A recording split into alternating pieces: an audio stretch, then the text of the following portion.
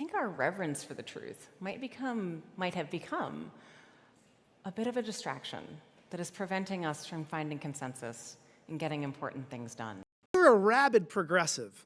And do you not think it's a problem that your political leanings make it seem to the American people that you're not biased and that you're not doing your job? Because you agree that your job is to have journalistic integrity, right?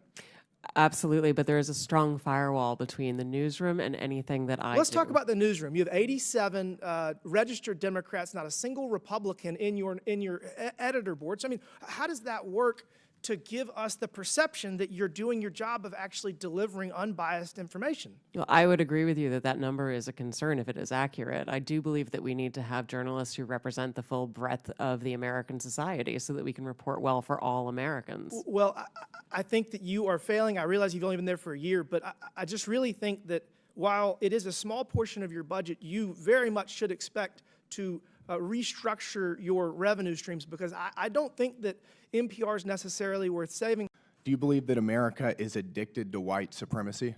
I believe that I tweeted that, and as I've said earlier, I believe much of my thinking has evolved over the last half decade. It has evolved. Why did you tweet that? I don't recall the exact context, sir, so I wouldn't be able to say. Okay. Do you believe that America believes in black plunder and white democracy? I don't believe that, sir. You Don't know where tweeted statement that in comes from. reference to a book you were reading at the time, apparently, The Case for Reparations.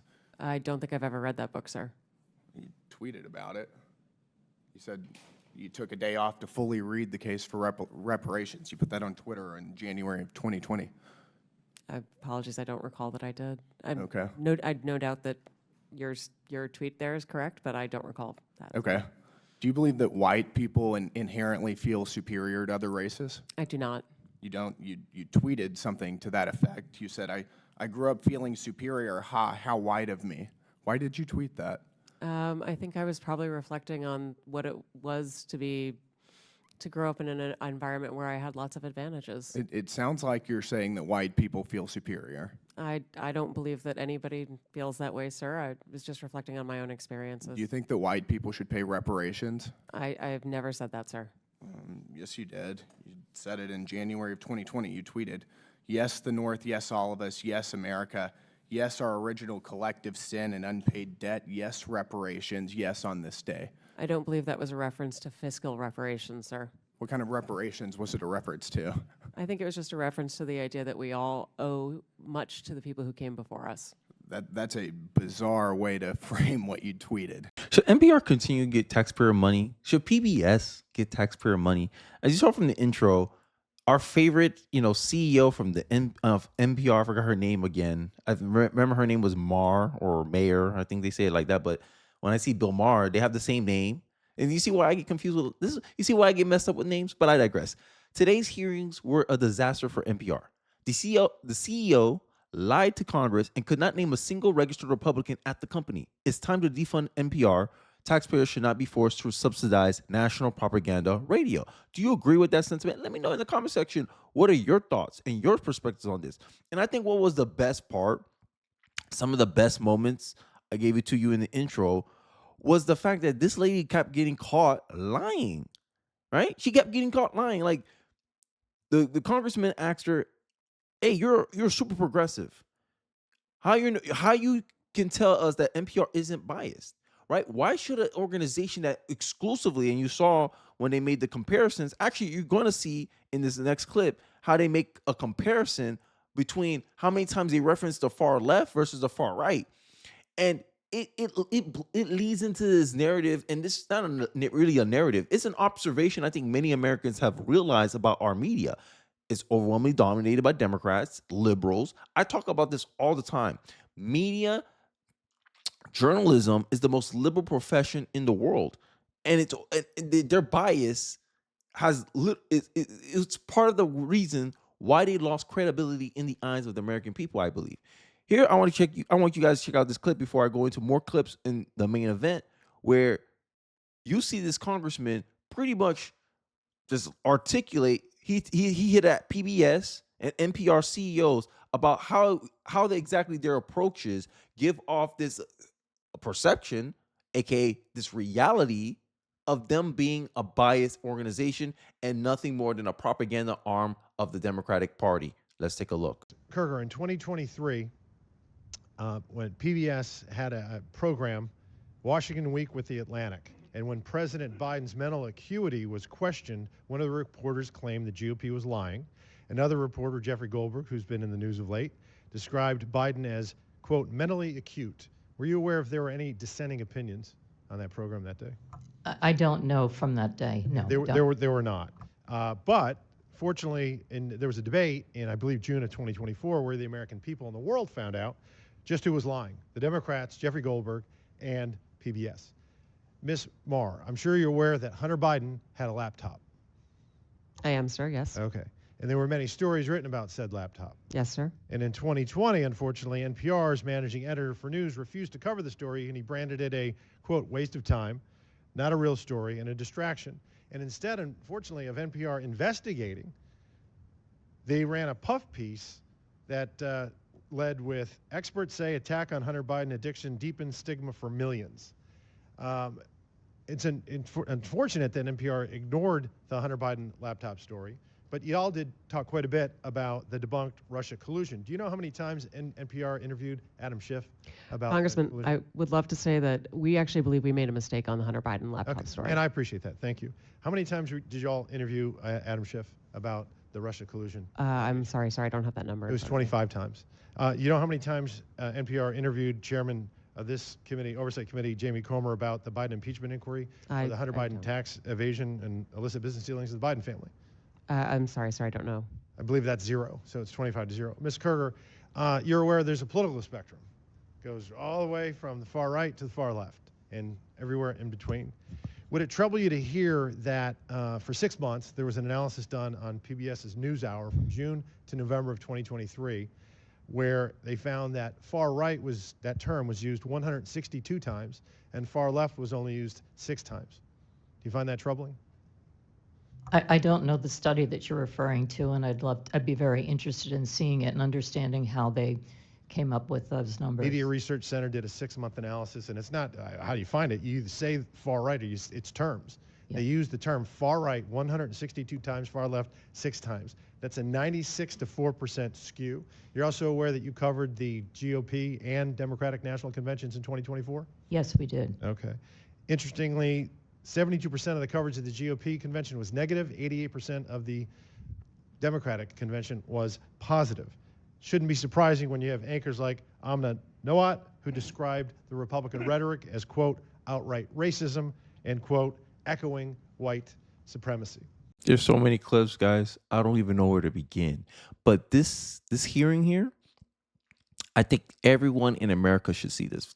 I honestly believe that. Like, you can't say, we're being objective, we're calling it we see, we're just saying the facts. You know, these journalists like to pretend that they're above their biases. And when, you know, the Republican Congress people are bringing up fact after fact, hey, look, you reported on this. Do you think taxpayer money should be used to help fund this stuff? How is it that the majority of America voted for Trump, yet every article in the NPR is referencing something negative with Trump, but positive for Democrats, almost 95-4? How does that make sense? Can you really call yourself unbiased? Can you really call yourself objective when the cookie don't crumble the same way? And this is my problem, right? Journalists will sit here and say, oh, you shouldn't listen to people online. They don't have any journalistic integrity. But the people online are saying, we're doing the same thing you're doing, mainstream media. We take cues from you. Only highlight stories that we want our audience to see. Only want our audience to observe. The only difference is the audience already coming in knowing that, yo, this guy got a bias, this guy got a perspective, but I think he's honest. And this is the difference. And I think this is why mainstream media is dying. And it's needing to be subsidized by the government, essentially. But, you know, here's a 27-second clip, and then I'll go into the main event. Failed to do that. Let me ask you, why did you call President Trump a fascist and a deranged racist sociopath in 2020? Congressman, I appreciate the opportunity to address this. I regret those tweets. I would not tweet them again today. They represented a time where I was reflecting on something that I believe that the president had said rather than who he is. I don't presume that anyone is a racist. Would you don't believe anyone is a racist? I don't start by presuming anyone is a racist. Failed to do that. The backpedal is astonishing. Astonishing. I honestly don't know where to begin, guys. I don't. There's so many clips of this hearing that I think everyone needs to see. Community of genderqueer dinosaur enthusiasts. Do you think that that's an appropriate use of tax dollars? I was not at NPR at the time, sir. That's not the question, though. Do you think that that's an appropriate use of our tax dollars? I think our tax dollars that we use are to be able to provide a wide range of I'll take that as a yes. You do believe that that's appropriate. Your health advisor at NPR also stated in an interview that, quote, fear of fatness is more harmful than actual fat. Would you like to explain how fear of fatness is more harmful than actual fat? That's an editorial at NPR. I am not familiar with the editorial, and I don't believe that was published during my time here. It's called Diet Culture is Everywhere. Here's how to fight it. Do you think that that's an appropriate use of taxpayer dollars? I think any reporting on health is an appropriate use of taxpayer dollars, yes. And you think that editorializing that fat is not unhealthy is appropriate? I don't know what that article is, sir, and I'm not familiar with it, so I couldn't say. This is fake news. Do you think that basic accommodations like doorways or seat belts represent, quote, latent fat phobia? I don't have an opinion. It's also from NPR. Do you think civility is racist? No, sir. No. Well, your outlet ran an article entitled, quote, when civility is used as a cudgel against people of color. That was on All Things Considered. Would you like to explain? Raging progressive, huh? It always seems like these progressive types, they never know what's going on. They never know it's like Mayorkas. Never know what's going on. Oh, I'm not aware that's happening at the border, sir. They want to govern. Progressives want to govern, but they don't know what's going on. When you catch their hand in the cookie jar, oh, I didn't know there were cookies in that cookie jar. I thought there were health grams or something. Ridiculous. Let's finish this up. I'm not on the editorial side, sir. I'm not familiar with that story. You talk about how NPR is news. This is editorialization, and I'll read it. For many people of color in the United States, civility isn't so much social lubricant as it is a vehicle for containing them, preventing social mobility, and preserving the status quo. That is garbage. Thank you, Brandon. That is garbage. Civility keeps both sides. Look, let me ask you something. If civility didn't exist, we'll be at war. Like that's what civility is. Civility, can't say words today, is to help create a safe environment for everyone. Hey, you follow the rules. You treat me like I treat you, and there ain't gonna be no problems. This is garbage. I'll spend all of my time doing everything I can to ensure you guys never get another dollar of taxpayer funding. This is complete garbage. And you see why the left defends taxpayer, like all these things being taxpayer funded, because it gives them an avenue of control over what's going on. And I think I got the final clip. I think I got one of the most important clips of this hearing from NPR getting exposed as part. But many people already felt this way about NPR. But I think Jim Jordan going at her this way, I think perfectly encapsulate the problem that many journalists cannot see past their own bias, right? You just saw in the intro of this video how she's a raging progressive, but all her editors are Democrats. All her editors are Democrats. And he's like, yo, that's a problem. And she's like, oh, if that's true, that is a problem. But you have done no restructure. You just came in and you was like, okay. You had an editor leave, if I remember correctly. But, I digress. Let's get into this clip. Senior business editor for NPR. How long do you work at NPR? I believe he was there just over 25 years. 25 years? Award-winning journalist? Did he win any awards? Our time to Peabody Award? That's pretty important, isn't it? That is, absolutely. So pretty distinguished journalist, right? Certainly. And he wrote a long story about what you do at NPR. Is NPR biased? Congressman, I have never seen any instance of... Never? Of political bias. So she's pleading ignorance here, but we know she's a progressive. We see the tweets that she put out, right? She had a TED talk where she said that the truth gets in the way of consensus, but she's not aware of any biases. Pretty much she did this. That's all she did. She did this and this. I don't see it. I don't hear it. La, la, la. Ignore everything that's going on because it benefits her political persuasion. And now she's getting a hearing trying to justify whether taxpayer money should continue going to NPR when they don't even report news, essentially. Now she wants to play dumb. And this kind of act, like, I think the American people, when we have somebody or something and someone plays dumb about it, they should just lose their job, should be fired, or the government shouldn't be funding their enterprise if they can't even tell you or know or acknowledge that they have a problem at their organization. As determining editorial decisions, no. Well, Mr. Berliner, in his story last year, wrote, in the D.C. area, editorial positions at NPR, he said he found 87 registered Democrats, 0 Republicans. Is that accurate?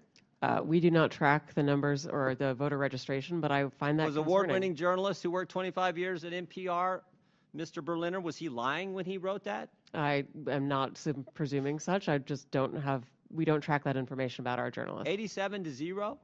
Yeah, it doesn't matter. The information's out there. People know about it already.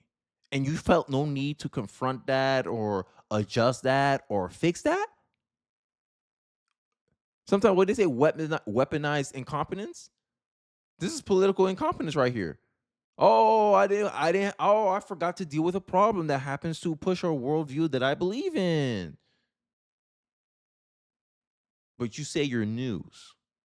And now this is why you got the nickname National Propaganda Radio for the Democrats. I think that is concerning if those numbers are accurate. It's concern. I mean, it wasn't 44-43. It wasn't 60-27. It wasn't 70-17. It wasn't even 80-7. It was 87 Democrats, 0 Republicans, and you say NPR is not biased. How about the big stories over the last few years? According to Mr. Berliner, again, he wrote on the Trump-Russia story, he wrote, at NPR, we hitched our wagon to Trump's most visible antagonist, Representative Adam Schiff. They said they interviewed him 25 times. Is that accurate?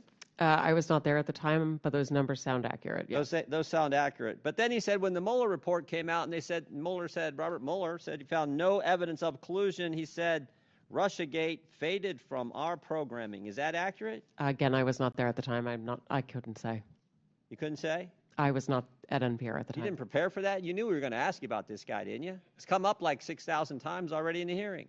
I just couldn't say whether it faded from our coverage, sir. How about this story? October 2020, the New York Post had the Hunter Biden laptop story, and one of those editors, I guess one of those 87 Democrat editors, said this: we don't want to waste our time on stories that are not really stories. We don't want to waste the listeners' and readers' times on stories that are just pure distractions. Was that a pure distraction story? Our current editorial leadership believes that that was a mistake, as do I. Yeah, the whole country knows that was a mistake. Definitely. I wonder if her answer would have been different if Kamala Harris was president right now. I keep thinking that. Right? He keeps passing the buck, saying, "Oh, it was before I came here." And I said, "Sure, but I would use that time and say, "Oh, it's before I came here, but this is what we're doing now." Like, you're not doing anything different. You kind of just letting everything kind of stay the same. So therefore, it signals to me that you didn't see no problem with how things were at the time. Now you do, or you're trying to get this presumption that you do, because now you're getting on the hot seat for it. I'll let this video ride out, and I'll give you guys my final thoughts. Impacted the election, or I think it certainly impacted the election. How about the COVID origin story? That's a pretty big story too, right? Mr. Berliner said, we became fervent members of the team Natural Origin, even declaring that the lab leak was debunked by scientists. Turns out, though, the lab leak is what most people think actually caused the COVID virus. Sorry, is there a question there? There is. You guys were 0 for 3 on the three of the biggest stories in the last 5 years. You guys were 0 for 3, and yet you maintain that NPR is not biased? Congressman, I do not believe we are politically biased. No, we are a nonpartisan organization. Nonpartisan organization. Nonpartisan organization? Oh my God. Nonpartisan organization. 87 of your editors, 87 out of 87 are Democrats. You yourself are a raging progressive based on your tweets, based on the message you put out there, right? Based on speeches that we can see. You may have pretend right now that you have evolved, but you have evolved as much as Gavin Newsom has evolved on his politics. We are a nonpartisan organization. She said that out of her mouth. Wow. Wow. But when we referencing tweets that she said like years ago, all of a sudden, oh, I don't remember saying that. Oh, I don't remember hearing that. You 0 for 3 on all the biggest stories. The angle you take always seems to be the wrong angle. Oh, COVID came from natural causes, natural origins. What Trump said, it's from China, a lab in Wuhan. No, Trump's a xenophobe. He's racist. This is a threat to Chinese people. Democrats cast the narrative over. 3 years ago, it was proven correct. It makes sense. Like, but we're nonpartisan. She actually said it out of her mouth. Wow. I want what she's taking.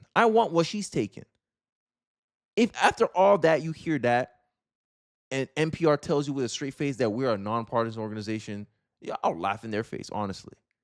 But I'm glad this is happening. I think Americans need to see these videos, these clips. They're all over the internet. I'm sure you can find it wherever you consume your news from. But NPR is thoroughly exposed. And I think if we see news today that Elon Musk, Doge, Trump restrict, freeze, or remove completely funding from the NPR PBS, the American people will feel that it was warranted based on this hearing, based on the inability of this lady to check the bias of her newsroom, of her organization. I mean, Jeff Bezos did that to the Washington Post. Hey, we're not going to endorse presidential candidates. Washington Post, the news people that work at Washington Post almost threw a hissy fit. Actually, they did throw a hissy fit over the fact that they couldn't endorse their Democratic for the 70th time in a row. What steps did she change to actually create a nonpartisan environment at NPR? She didn't do anything. She just let things be. And you expect us to think you're going to change your ways? Hell no. We think you're just trying to put on a show to justify more government spending for you. You're just trying to cover your butt.